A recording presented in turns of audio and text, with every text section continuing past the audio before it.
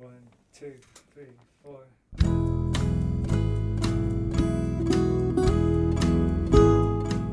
Hello, you're listening to the SKYLIT Books podcast series. We are a general interest independent bookstore located in the Los Feliz neighborhood of Los Angeles, California. This year, because of the coronavirus pandemic, we've had to close our store and cancel in-person events. But SKYLIT is your neighborhood bookstore, and we are finding ways to create community even while we're far apart. In the coming weeks, we'll be putting out lots of new audio content to help you discover new books, connect with authors, and check in with your favorite booksellers.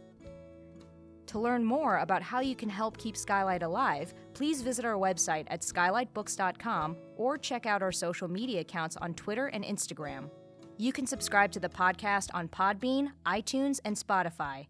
Thank you for listening and enjoy.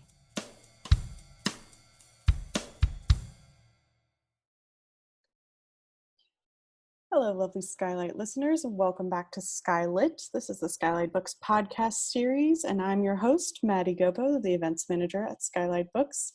We have some great news to share this week. We have reopened our arts annex, so if you were lamenting all of those art books and comics and magazines just gathering dust over there, lament no more. They are available for you to take home and make your own. The Arts Annex right now is open every day from 10 a.m. to 5 p.m., just like the main store, though we are going to be expanding our hours very soon, so just keep an eye on our social media for the latest updates. All right, so today we have a very spooky and seasonal conversation I'm really excited about. We're going to be talking about horror films, and this is very on point for me because up until pretty recently, I did not watch horror at all, couldn't handle anything scarier than a gremlin, but I don't know, since the pandemic, really, I have gotten way into horror. Been watching all kinds of stuff, Jennifer's Body, The Evil Dead, all of those things. So I don't know, there's something to horror that's not just October, but maybe all of 2020. So today I'm really excited to bring these two horror experts on to talk about their new book. Today we're hosting Bradford Nordeen and Johnny Ray Huston. They are the authors of Because Horror, which is a collection of 13 essays and one poem that mixes critical writing and memoir to explore horror movies and how they haunt memory. The whole thing was written between August 1st and September 14th, 2020. And it was really an exchange between Huston and Nordeen, who live in San Francisco and Los Angeles, respectively. They cover all kinds of fantastic B movies with titles like Messiah of Evil, Dante's Cove and SCRE4M, The Brain That Wouldn't Die, Blood Diner. There's so much good stuff in here. I want to give an official introduction to our guests. So first up, Bradford Nordeen is a writer, curator, and founder of the nonprofit organization Dirty Looks, Inc. He has written for Freeze, Art in America, and Butt Magazine, and is a recipient of the 2018 Creative Capital Warhol Foundation Arts Writers Grant. His publications include Fever Pitch, Check Your Vernacular, and 4 issues of the Dirty Looks volume series. For over a decade, Johnny Ray Huston was arts and entertainment editor at the San Francisco Bay Guardian. As a writer, artist, and curator, he has read or shown work at venues including SF MoMA, Yerba Buena Center for the Arts, SF Camera Work, Artists Television Access, and Second Floor Projects. A book of stories published by Straight to Hell is due in 2021. Bradford and Johnny, welcome to the podcast. Thank you for being here. Thank you so much. It's exciting to be here. Yes, thank you. Very excited. So, Bradford, were you going to start us off with a poem, or do you want to give us some context for the collection first? I think maybe I'll just read the poem, and then we can give a little context. Perfect. And I can also kind of like talk about how scared I was to write the poem, but we could do that after. I'll just read you the poem, which is called Witch Baby. And it's after Tim Blugos. To feel safe during lockdown, I downloaded the audiobook of the gay vampire softcore novel that I used to secretly read in junior high study hall, Lost Souls. The closer I got to the end of my time with the recording, which I played in the bath or while taking walks, I would shorten my sessions, wanting it all to last. Sometimes things appear when you need them, and Hulu had Dante's Cove one day when I did. The horror soap was made by Here, a failed gay TV station. I remember when the show came out, I couldn't get past the ad art. It was 2005 in gay male desire, a square jaw, blonde, white tee, cruising you, his left arm braced, flashing bicep, and the dark-haired hunk to his right triangulates the gaze. I didn't see myself in there at all, but soaps use drama to draw you into a community while keeping you at arm's length.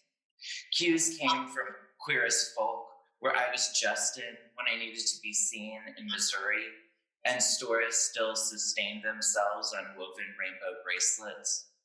But now I gulped down Dante, which was directed by a man named Sam Irvin, every single episode.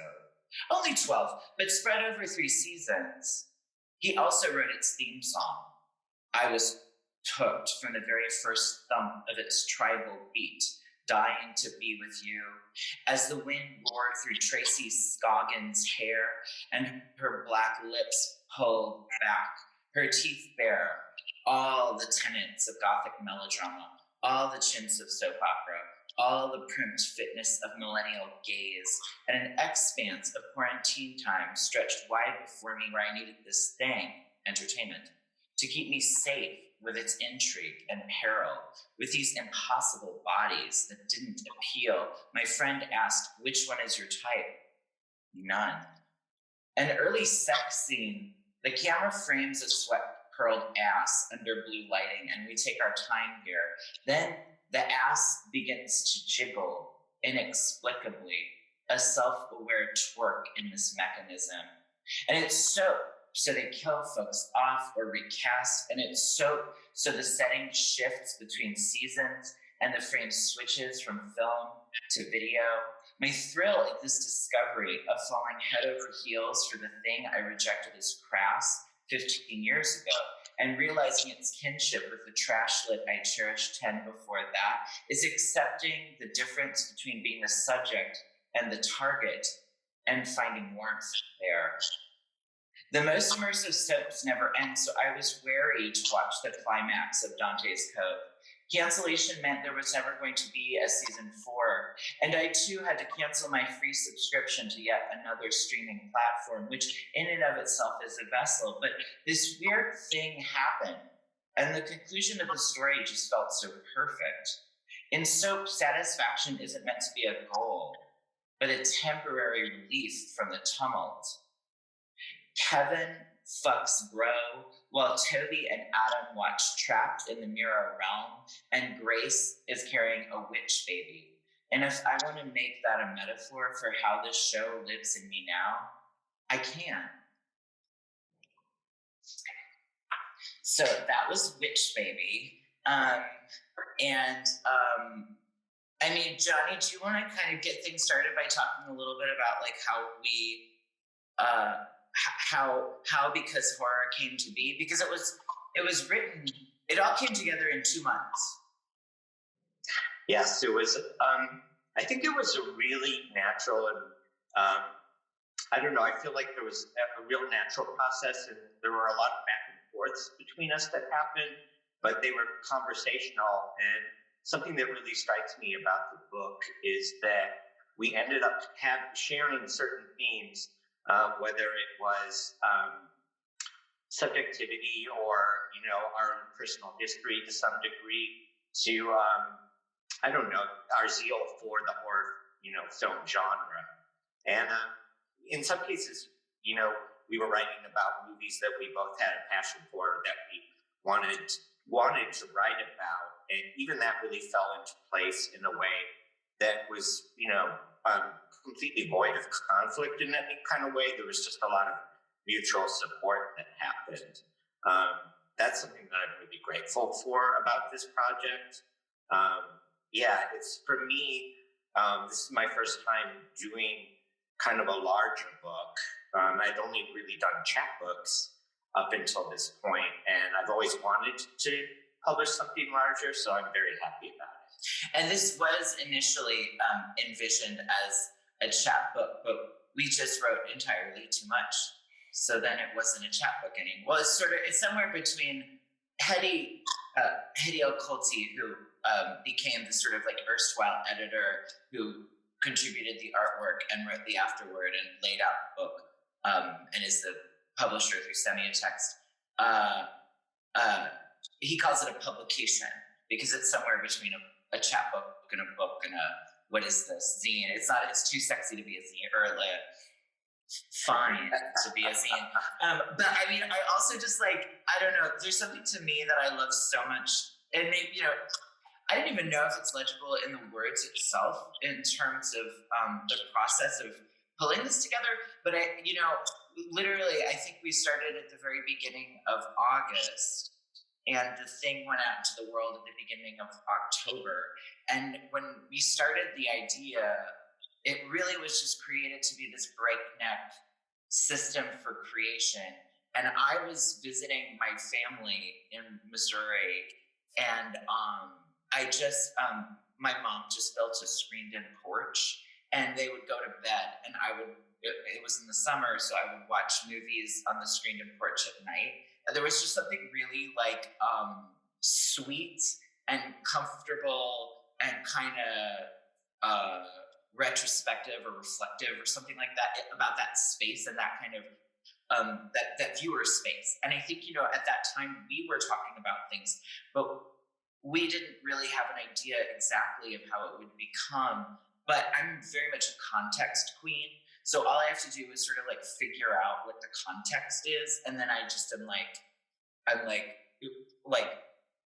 sprint person. Sprinter? Do they call that a sprinter? A person who runs? Yes. I just, I don't know. I just took it and ran. I think both of our contributions, as we were sort of volleying them back and forth, were also like things that we had thought about for a long period. Some articles were things we'd thought about for a long period of time. I know a few of mine were anyway. And then some were really like, oh my God, this thing fell on my lap yesterday. What is it? Like that was my final essay. But, you know, I think at the beginning it was just literally me and Johnny texting and talking about, well, it was inspired by this movie that didn't end up being in the book, which is called Primal Rage. It's a monkey movie. And I just loved it because it was like really, really, really, really average. Like it was really good, but like really just like, it's Italian people making a movie about Americans. And so it's like, it doesn't work, but it does, you know, in this way that just like, it was unexceptional in this really fantastic way. Florida? Is it in Florida? Or is it in Southern California? I don't remember. It has that sheen. And it's not particularly even good, but it was kind of amazing. Anyway, that was really the jumping off point, and then it didn't end up being in the book. And we just made these lists of six things, because initially it was going to be called 13, because there were going to be 13 chapters. And I was texting back and forth. I mean, all of this was very organic. The process, quick but organic. And I was texting with Hedi while we were figuring out the book, and I was like, you know, it's called 13 because we're. And he was like, no, that is your title. And that became. And I was like, Johnny, what do you think about because we're? And you know, you were like, yeah. And it was just, I mean, everything in this process has been kind of like that. You know, and I appreciate that, especially the passing the writing back and forth.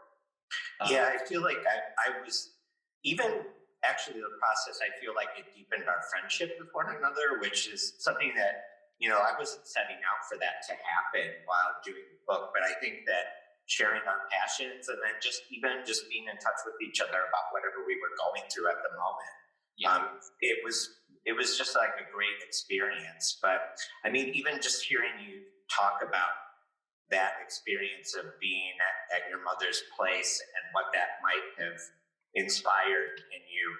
It's like some of the things that I wrote about were my first chapter in the book, and then also a later chapter, I'm delving into childhood memories of horror films and how vivid they are in terms of, you know, hitting a child's imagination or sort of branding, you know, a kid's psyche, because because within horror, there's you know, I'm still looking for that experience as an adult, but there's something very distinctive where I think that as a kid, everything is really new, and the terror sort of, or the horror that experience reflects that. Whereas when I'm older, it's like the part that might have still a liveliness to it is the way in which it engages experience that I've had over the course of life. You know, horror sometimes, you know, I know older adults who don't want to engage horror whatsoever, and I think that might be one of the reasons why. And but for me, I stick with it. This is a genre that I've had a passion for from when I was a kid to when I was, you know, going to college and really studying academic reactions to horror film, and then just throughout from, you know, the earliest years to now, just being a fan who reads a lot about the genre. One thing that I really enjoy about creating this project together, what I didn't realize until you just said that and looking at it, is like, you know, I think both of us have that kind of studied approach towards horror, and like my interest in horror is very much about, I love genre cinema kind of like through and through, or particular ones like soap opera and horror, because they're some of the most rigid, and in the sort of like rigidity of that form, you actually, you know, in my day-to-day, I work with avant-garde film, which can kind of, and experimental cinema, which can kind of be its own, be whatever it wants to be, or whatever the viewer or filmmaker intends for that to look like, or, you know, whatever subjectivity they want to convey. Whereas horror is really very strict a lot of the time in terms of its space. And I think like you and I have a really like studied understanding of what that means, both vis-a-vis like allegory and you know, horror's ability to sort of rope in societal fears, but not really directly address them, but kind of indirectly address them. And I think like one thing that I thought was fun about doing this with you is I actually don't think we kind of like broke that down. I think we kind of like said like, yes, like we understand what we are taking from this, but let's apply that to these personal reflections or memories or immediate experiences, rather than kind of like tussle about what horror is. And I mean, like, you know, with the Witch Baby poem, I had written 2 essays trying to take a stab at why I was so obsessed with Dante's Cove. It was something that I had watched, and also all of these films are watched during lockdown, and that ends up being a kind of backbone to the book, of course, in a way that we'll probably chat about in a second. But you know, I watched Dante's Cove, and I watched the whole thing in like I think a week or something. And there's not that much; it's 686 minutes. But I each essay I would provide this information, and that wasn't conveying the subject space of my excited, breathy viewership. I wanted to make something that kind of like brought me back to my like gobsmacked, awestruck, in front of trash, but like it doesn't matter, you know, if you're aroused emotionally and, you know, not even really sexually in the case of the show, because everybody's very like startlingly conventional, but just like it got in, and, you know, it got in a bunch of different ways, which is what I was trying to address with my poem in terms of like looking at you know, what I was supposed to be when I was younger and a twink or whatever, and what that was, you know, what my sexuality was meant to look like, or what I was being told it looked like by things like Queer as Folk. but I couldn't get that tone. And then I was texting with a friend about poetry, and I was going to bed, and I read a poem by Tim Blugos about watching Psycho for the first time. And I was like, oh my God, this is a poem. And then I wrote it as a poem, and I texted you maybe even at 2 a.m. because I wrote it between like 2 a.m. and 2:45. But I was just like, oh my God, I think I just wrote a poem. What? Because I write film theory and like historiography in my primary practice. So I was so scared because I know Eileen Miles. I was afraid of her. She was gonna be like interloper, or something. But it all worked out, I think. Yeah, I mean, it did all work out. I mean, just even within that piece, it's like I love the Tim Blugos aspect of it because he was such a experiential poet, just the same way we're talking right now. I think a lot of his poetry was grounded in his experiences, including experiences of engaging with popular culture. And then you titled the poem Witch Baby, which brings up Francesca Lia Block. And yes, it does. She's a quintessential LA author in a certain way too, so it fits in that way.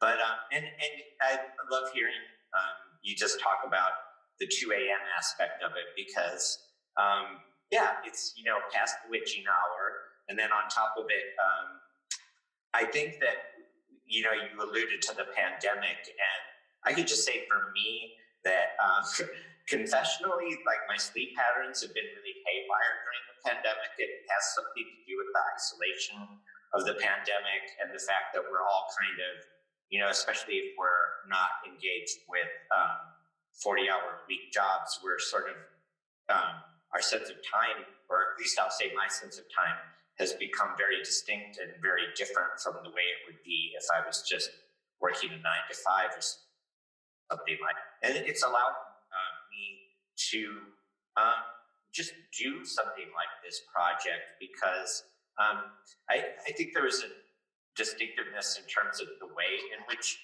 we write.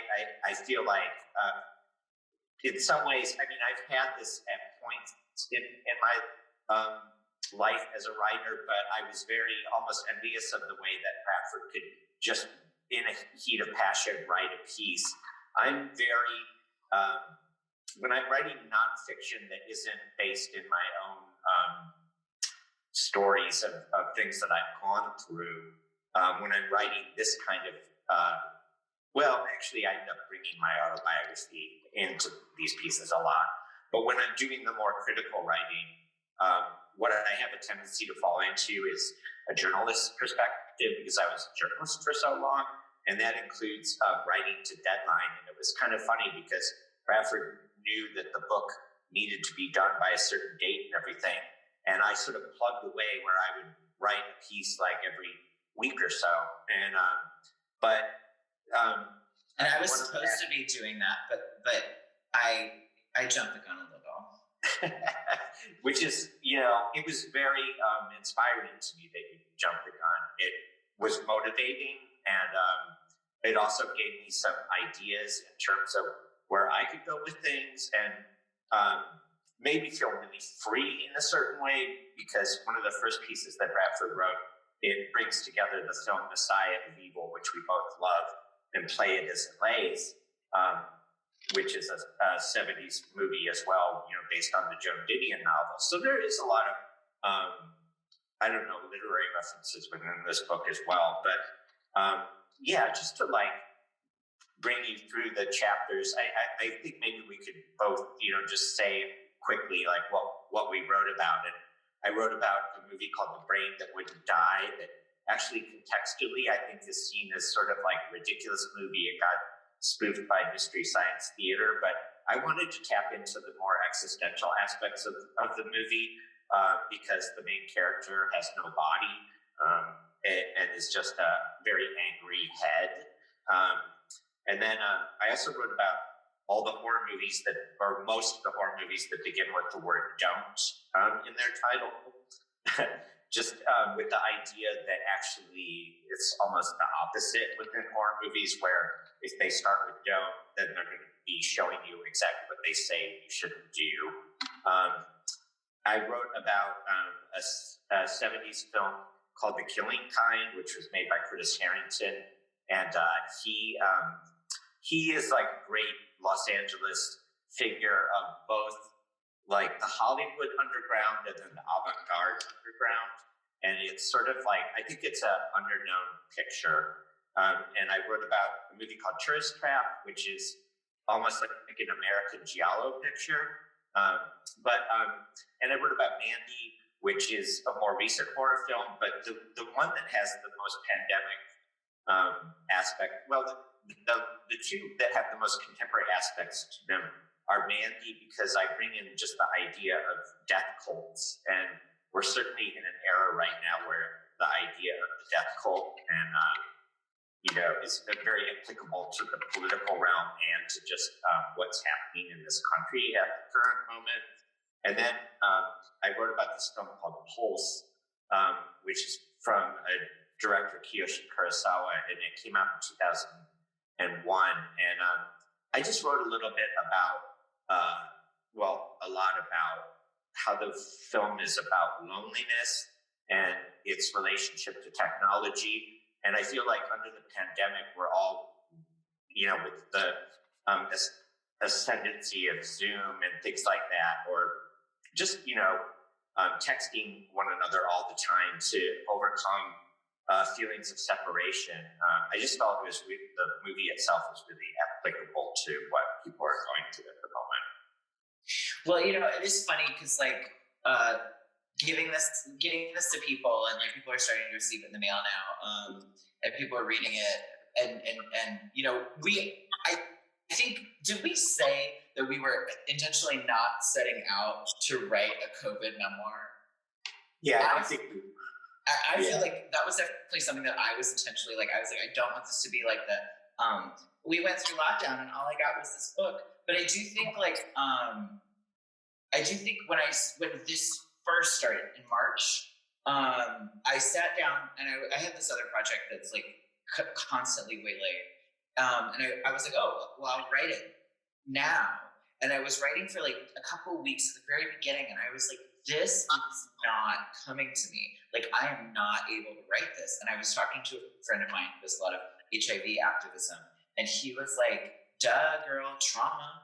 And I was like, oh, okay. So I think for me, what happened, and probably the reason that this book exists, is I switched into reader mode.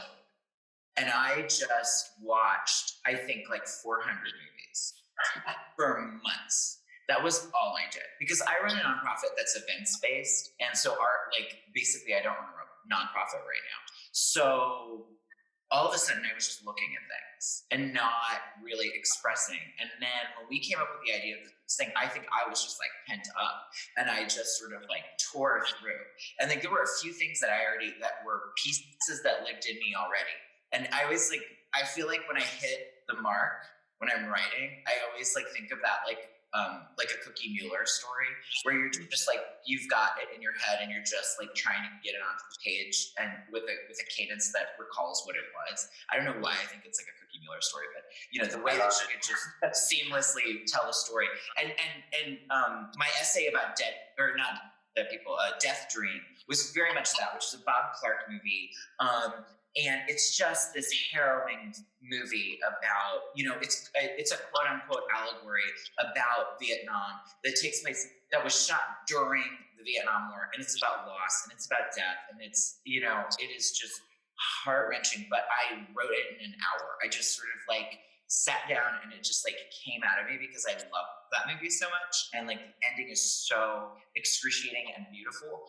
I would say I had intentions for an article that I wrote about posters to kind of do a similar thing, but I think it kind of it turned out a little differently than I was expecting. It becomes more about marketing, but I wrote about the posters that were hanging in the video rental stores of the late 80s, early 90s, and being a child and reading those images.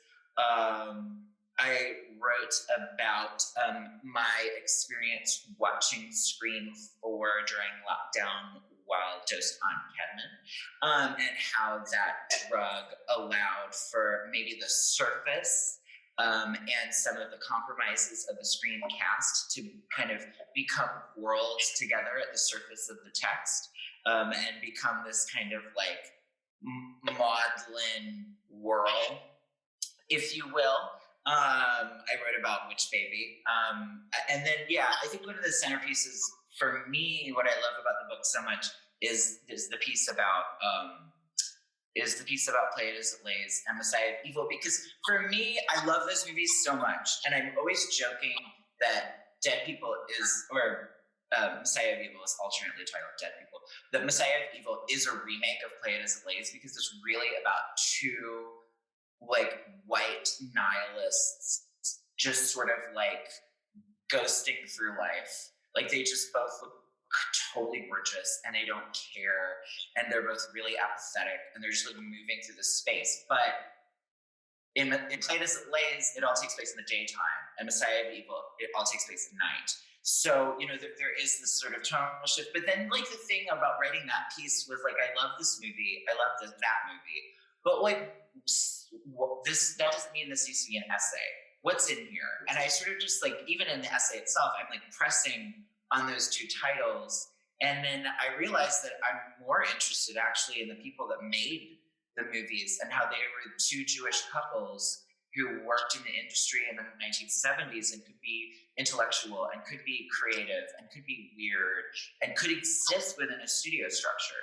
And I just sort of create like a phantasma of a night with Willard Huyck, Gloria Katz, Frank, and Eleanor Perry, is what that ends up becoming. And then the final thing that I wrote for this was you're jagging down and you're in your home stretch, and so like the last essay was really like, oh God, what am I going to write about? What am I going to write about? And I kind of had this idea, that idea, whatever.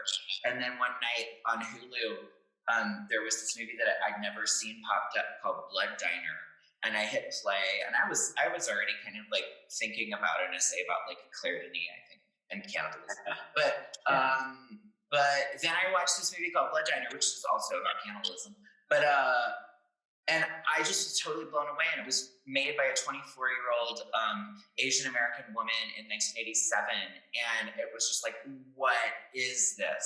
And there were ways, and it was an LA movie, and there were ways to tie it into LA punk. And like, one of the last shows that I went to before lockdown happened was the Joanna Went show at the Box. And all of a sudden, like the ending of the movie, I'm like seeing this sort of like film surrogate for John Sex, who I associate with the Pyramid Club in New York. And then there's a screen surrogate for Joanna Went, and like she kills John Sex. And then I'm just like in my own little dream bubble where I'm like looking at these punk icons sort of like destroying one another. I mean, which, I have no idea if Jackie Kong like intentionally did that, but hey, meaning is what you give it, right? Mm-hmm. It's true. Yeah, I think, I don't know, it brings up a couple different things for me. I mean, I wanted to, you were talking just about, inspiration in terms of drawing together different works. And one of the pieces that I wrote, it starts off with talking about a TV horror host named Sir Graves Ghastly in the town that I grew up in, Detroit. And it was only as an adult looking back at him that I realized that he actually did a fair amount of drag in his performances. And this was for children on Saturday afternoon TV, local TV in the 70s. And I just found that there was something really subversive about that I hadn't recognized when I was younger. But I mean, I want to, I guess, also emphasize in a way that, to me, because horror is also kind of a sexy book, it's like its look is really sexy. I think the work that Hedi did for the artwork in particular, it reminds me of this book called Chocolate, Creams, and Dollars by Mohammed Merabet. I mentioned that to him. It resonated for him. But just in the sense that there are these images interlaced within the book and they have a neuroticism to them that isn't like completely obvious, I think, but is fused with horror.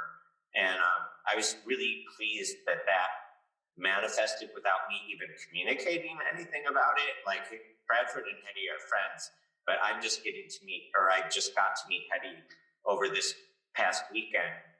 And I think the last thing I was also wanting to bring up in terms of horror is just kind of like that.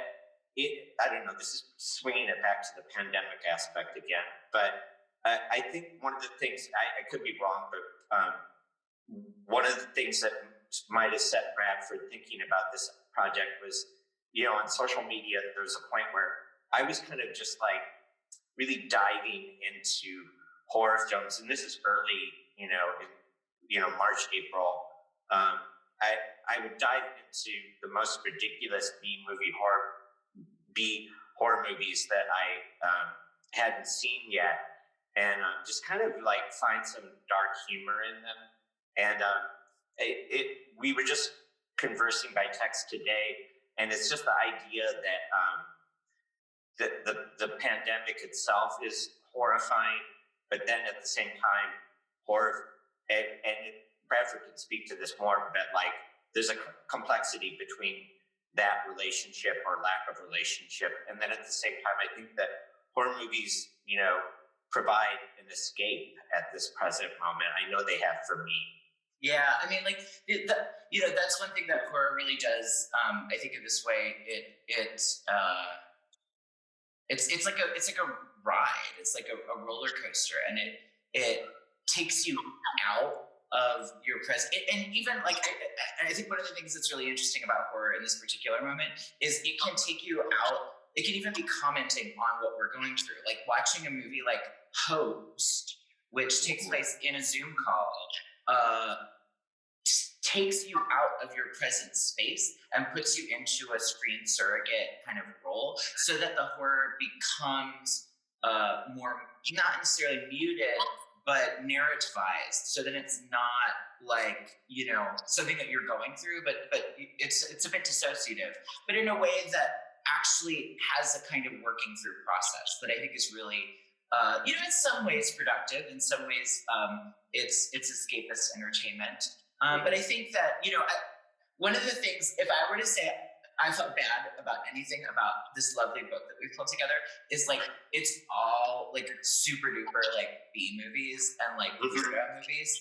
And like, people are like, oh, what movies do you talk about? And I'm like, have you ever heard of Mandy? I'm like, that's probably the most like mainstream movie in here. It's like Mandy or Scream 4, yeah. But I think that's actually good, because then even if people aren't familiar with the titles that we're talking about in this, then that just becomes like a lens, and it becomes a sort of generative tool to, I don't think that people reading the book need to have like seen the movies that we're talking about even necessarily, but it's sort of just like a winding through ideas of spectatorship, ideas of authorship, because I think we really did try different approaches within each of these essays, stories, whatever they are, memoir, but I don't know, it was really funny to do a horror book right now, but it also, we didn't think too hard about any of the steps that we just took. We just were really like on the same page almost the entire time. Well, the entire time, not almost. Yeah. And just said horror, and you were like, yeah, and then I was like, well, you tried 6 in 6 weeks, and you're like, yeah, it's just like that, and I really appreciated that. And one thing that I really liked about it too, that I'll throw in, and we should probably wrap up soon, but is, at the start we were kind of like tossing in, or I started tossing in some like unpublished stuff of mine from the past that I was like, well, this never found a home. And I really appreciate that we were like, like this is all about the present, and this is all about going through this experience. We didn't want to write the COVID memoir, but we kind of wrote the COVID memoir in a kind of like under, what is it called, subtweet kind of way, you know, where we're not, it skims every surface of each of these essays, I would say, in a way, but it doesn't delve into it too deeply. It delves into different sorts of ideation and subjectivity and ideas of viewership, and the writing of personal memory through spectatorship. And you know, I think that's an interesting way of talking about a time when you can't leave the house, or a time when most of your experiences are done through screens, be they, you know, the Zoom call that we're on right now, or, you know, the movies that I'll watch when I hang up the Zoom call. It's true. Yeah. I would just close with saying that I really appreciated the spontaneity of this book. And we dedicated it to G.B. Jones, who's just kind of like an iconic figure of the zine revolution, who also has made a lot of fantastic art. And I think we just wanted, you know, it's like most dedications, it stems from like a great fondness for the person. But, you know, Bradford was talking about that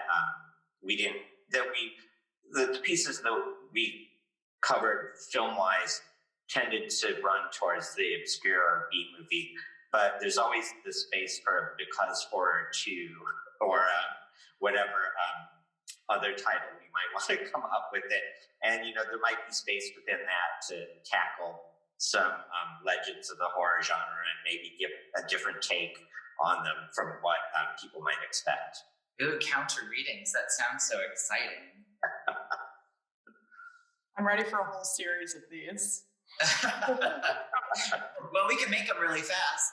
Yeah. Well, actually, we can. Thank you both so much. I mean, this conversation hit on so many of the things that I've been thinking about. And yeah, particularly, I was finding it strange that I had become so attracted to horror in the last couple of months. And what you're saying about, you know, being able to mediate all of the real life horror through film as a way of coping, that really hit home for me. Because yeah, like I'm doing my day-to-day job right now and I'm trying to act like everything's normal. And then after work, all I want to do is watch people get ripped apart. So. Right. Well, yeah, I mean, I think that was one of like, basically like during this whole pandemic, and I think like even when we were writing and would be sharing ideas or thoughts or just feelings, I say to every single person, and I'm like really clear, I'm like, none of this is normal.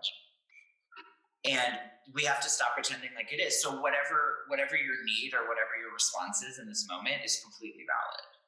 You know, and we need to be nice people to one another. But like, if you have these feelings that this is not a normal moment, we cannot ever pretend like this is a normal moment. So allow yourself the space to, you know, feel all that stuff. I feel like that was like important, just touching base with people during this. But yeah, who knew it would give us a book? Well, it's fantastic. And it was such a pleasure to hear you both talk about this collaboration.